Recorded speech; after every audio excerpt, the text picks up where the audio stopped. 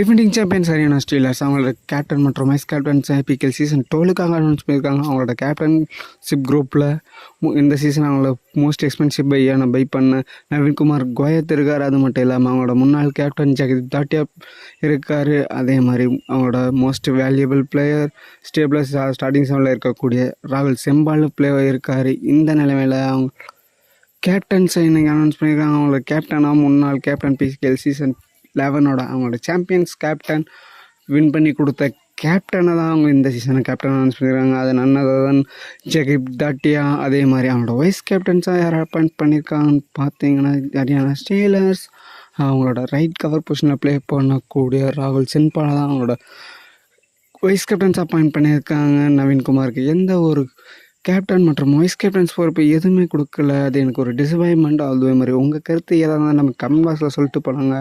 அப்படியே நம்ம video like பண்ணுங்கள், ஷேர் பண்ணுங்கள், அப்படியே சப்ஸ்கிரைப் பண்ணிட்டு போங்க. அப்போ தான் நம்ம போடுற ஒவ்வொரு வீடியோ நோட்டிஃபிகேஷன் உங்களுக்கு வந்து சார். Okay friends, thank you.